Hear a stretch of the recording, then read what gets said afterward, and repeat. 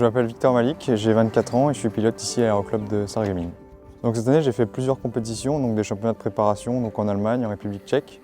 Et donc l'objectif final de cette saison c'était le championnat du monde junior qui s'est déroulé à Ostro en Pologne. Et ensuite pour finir la saison, j'ai terminé par le championnat de France junior à Fontenay-le-Comte au mois d'août. Donc du coup, championnat du monde junior, j'ai terminé 6e individuellement et vice-champion du monde par équipe donc avec mes collègues français.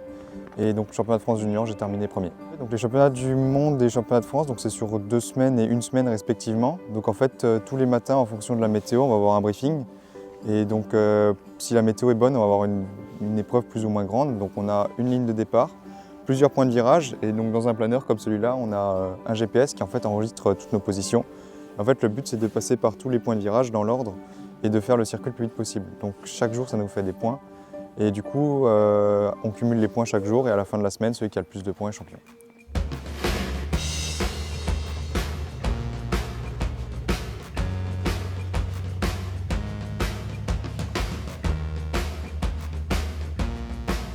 Alors pour moi, le planeur, c'est une passion familiale. Donc en fait, je suis la 4e génération de pilotes. Donc ça a commencé avec mon arrière-grand-père, ma grand-mère, mon grand-père, donc qui maintenant ont arrêté de voler. Et mon père vole encore, donc il est même instructeur. C'est lui qui m'a formé sur le planeur.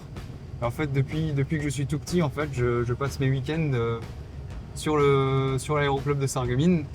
Et donc j'ai commencé à apprendre à partir de 13 ans. Et voler seul à partir de 14 ans, qui est l'âge minimum légal pour voler seul en planeur. Donc là actuellement je suis en formation d'ingénieur, étudiant ingénieur en aéronautique. Donc j'ai toujours été passionné par l'aéronautique. Alors être pilote de planeur professionnel, non. Après peut-être pourquoi pas dévier sur pilote de ligne. Ça peut être une option, mais il faut y arriver quoi. Donc là on se sent libre, on voit les choses d'en haut, on est coupé un peu de tout, on pense plus à rien. On est dans notre bulle et je trouve ça vraiment super quoi. Il faut quand même être patient, c'est quand même un sport de patience. Il se peut que des fois pendant les vols, on soit amené à avoir des courants d'air chaud qui montent très peu. Et donc il faut savoir rester longtemps dans ce petit courant d'air chaud, monter, monter, monter, parfois pendant plusieurs dizaines de minutes, pour ensuite espérer rentrer au terrain le soir. Après, qu'est-ce qu'il faut d'autre? Il faut quand même avoir pas mal de rigueur. Donc ça reste, donc on est dans l'aéronautique. Donc si jamais on a un problème en l'air, bah, on n'a pas trop de solutions comme en voiture où juste on s'arrête. Là on est en l'air, si on a vraiment un problème majeur, bah, on ne peut pas dans les 10 secondes à venir se poser et être en sécurité, quoi. Donc il faut toujours bien préparer les choses, être méticuleux, vérifier que tout fonctionne bien à chaque vol. Et donc faut pas laisser ça de côté, quoi. Ça, on a également de la préparation physique, donc de la course à pied, du vélo, de la muscu. Du gainage, de la souplesse, beaucoup de gainage, beaucoup de souplesse. Parce que le planeur, ça reste quand même un sport fatigant. On dirait pas, on a l'impression qu'on est un petit peu assis dans nos planeurs toute la journée. Mais il faut savoir qu'une épreuve de planeur, donc il y a des études qui ont été faites, ça correspond à, au niveau des cellules, ça correspond à un épuisement des cellules tel qu'un coureur de marathon, quoi.